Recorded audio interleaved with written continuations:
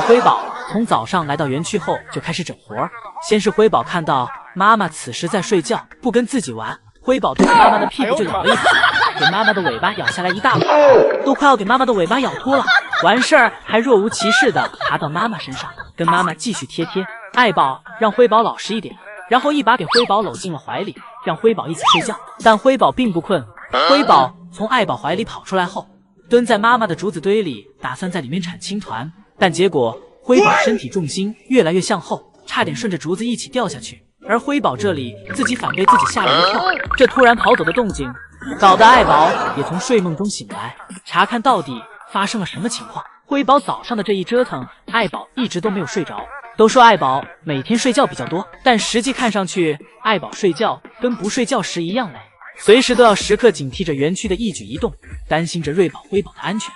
眼看妈妈这里已经不安全了，辉宝又跑去了此时正在饮水盆前喝水的瑞宝身边。辉宝上来就开始捣乱，为了阻止瑞宝喝水，辉宝上来就踩进了瑞宝的饮水盆里，在瑞宝喝水的饮水盆里面洗起了脚。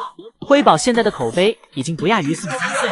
等瑞宝给辉宝赶下来时，可以看到辉宝不仅洗了脚，尾巴也洗干净了。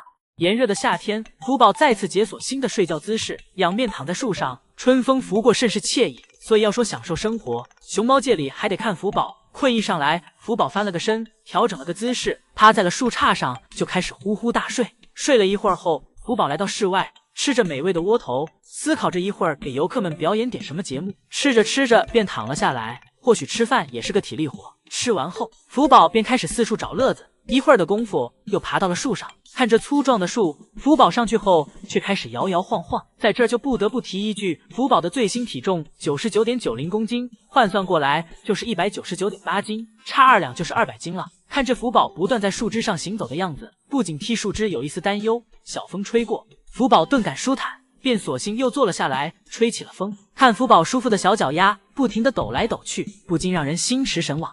再看正在房间的爱宝，明显发福了许多，不知道是不是已经给福宝怀了小弟弟或小妹妹。好在状态稳定，并没有异常举动。福宝下班后，江爷爷来到福宝房间，给福宝来了场按摩。宋爷爷正在为爱宝添置竹子和窝头。之后，宋爷爷出去拿工具，对爱宝的大便进行清理，便将存放窝头的盒子放在了小亭子上。但当打扫完卫生后，宋爷爷忘记将盒子拿走了。这时爱宝走了进来，小白盒子吸引了爱宝的注意。爱宝凑近闻了一下，发现里面有窝头的气味，立刻意识到这是放窝头的。果然，爱宝在竹子旁边发现了窝头的存在，便乖乖吃了起来。这时，美味的窝头还吸引来了一只小麻雀，小麻雀躲在一旁，偷吃着爱宝掉落的窝头残渣。看来这个窝头是谁都喜欢吃呀。突然，一只熊猫幼崽从竹子里钻了出来，原来是小福宝。这时，小福宝发现了宋爷爷存放窝头的盒子，福宝被盒子散发出的窝头味道所吸引，凑上去玩了起来。这时，爱宝注意到了福宝的动作，一把将盒子抢了过去。开始还以为是怕福宝会误食有危险，所以才给他拿走，但没想到爱宝拿走后，下一秒自己就放嘴里咬了起来。原来爱宝以为福宝是在偷吃什么好东西，爱宝啃了半天，最终发现这个东西不仅难啃，还不好吃，便给它扔到一边了。下班后，宋爷爷打扫卫生时，这才发现自己遗漏了盒子，一边吃饭一边答辩的事，怕是只有福宝能干得出来了。前一秒的福宝还在躺着舒舒服服的吃竹子，下一秒身子一侧就开始了自己的逍遥模式。而这时，福宝嘴里还一直在回味着刚才竹子的味道。自身需求全部解决完后，福宝就开始想着下班了。而此时，宋爷爷又为福宝准备小惊喜了，是精美的卡片稻草人。福宝缓缓地从门口走了进来，爬到了小亭子上面，第一眼就看到了宋爷爷制作的稻草人。福宝盯着稻草人仔细地欣赏了一番，发现在稻草人下面居然还插着一块窝头。福宝一边吃着窝头，一边玩着手里的稻草人。这时窝头吃完了，轮到了稻草人，福宝毫不客气地将稻草人放在嘴边，一口一口品尝了起来。果然，再富有艺术的东西，福宝都会平等的以味道来判决它的好坏。最后，稻草人惨遭福宝毒嘴，支离破碎。不过不用担心颜料是否会对福宝产生危害，因为爷爷很了解福宝，早就猜到福宝会撕咬它，所以上面的颜色都是可食用色素，不会对福宝产生危害。福宝一大早就用屁股给爱宝洗头，气得爱宝一口咬住了福宝的尾巴。早上爱宝在安静的睡觉，福宝在躺着吃竹子。一会儿，福宝停了下来，撅起屁股就开始答辩。答辩完，福宝心里就开始憋着坏主意。福宝绕到爱宝身后，撅起屁股就在爱宝身上蹭了起来。一会爱宝醒了，福宝还是一直在蹭。没想到这时爱宝已经转过身来了，爱宝被福宝磨蹭的逐渐暴躁，一口咬住了福宝的尾巴。福宝吓得瞬间转过头来，而爱宝越想越气，冲着福宝就咬了一口。福宝试图反抗，用脚踢妈妈的头，让妈妈放开。最后，福宝在妈妈的攻势下选择了道歉。他在妈妈怀里撒起了娇，但就在爱宝原谅福宝后没一会儿，福宝又拿屁股坐在了爱宝的头上，甚至比上一次更过分，因为这次蹭的是爱宝的脸。好在爱宝这次在睡觉，不然福宝肯定又少不了一顿打。调皮的福宝不是在蹭妈妈，就是在蹭妈妈的路上。看着福宝和爱宝在草地上打闹的样子，春天的感觉瞬间扑面而来。看着福宝躺在水里乘凉的样子，一点儿也不像财阀家的公主，分明就是一个晒太阳的大爷。当爱宝下班后，爷爷怕福宝自己在园区害怕，每次都会过来陪福宝，而且还会带一些特别的零食，比如鲜嫩的竹笋。看得出来，江爷爷对福宝孙女有着格外的偏爱。看福宝吃竹笋的样子，开心的都眯起了眼。早上江爷爷来探班福宝，江爷爷表示福宝又给自己解锁新的睡觉姿势了。今天爷爷给福宝拿来了一根王竹笋，江爷爷将栅栏拆下来一根，将王竹笋递给了福宝。爷爷又来到另一侧，打算给福宝按摩一下。福宝一边吃着竹笋，一边享受着爷爷的按摩，同时爷爷还在试图和福宝谈，能不能不要再去吃关景竹。这也是福宝今年第一次吃王竹笋，因为王竹笋成熟的比普通竹笋要晚一些。福宝尝出了这根竹笋的不同，甚至中间还停顿怀疑了一下竹笋的味道。好在福宝能够接受。一会儿，爷爷来到爱宝的房间，爱宝此时刚睡醒，状态看上去还不错，只是睡觉的时间越来越多了。爷爷今天又给爱宝带了开了花的竹子，自从爷爷上次突然想起来这类竹子后，爷爷就经常给爱宝采摘着吃。这种开花的竹子现在对爱宝来说比胡萝卜和窝头更有吸引力。爷爷为了能让爱宝有所胃口，不断为爱宝寻找着各种新竹子。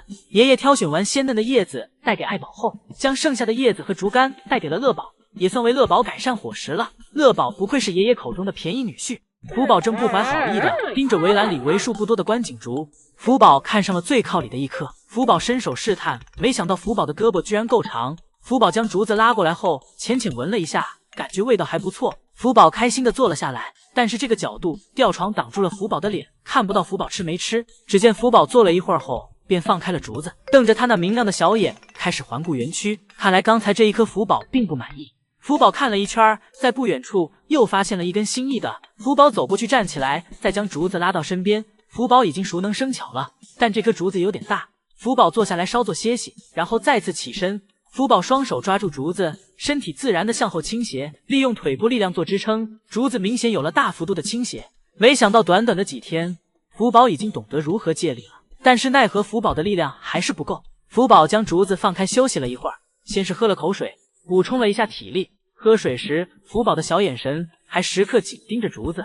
福宝喝完水，再次尝试，发现还是掰不过来。福宝叹气，表示自己还是太瘦了，要是像爸爸那样胖，肯定能给他掰断。待会还得多吃点竹子才行。今天送爷爷独宠乐宝，一大早就将冰冻好的冰镇靴子放在了乐宝园区。不过乐宝并没有对冰冻的靴子感兴趣，而是拿起爷爷的橡胶靴子啃了起来。这个韧劲儿，嚼起来有种 Q 弹的感觉，但就是味道不是很好。乐宝嚼了2口便吐了出来，但乐宝感觉这个鞋子用来磨牙还是不错的，便不断的用力撕咬着橡胶靴子。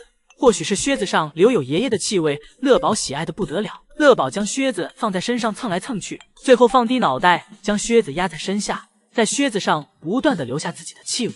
开心的乐宝还在靴子上打了个滚儿。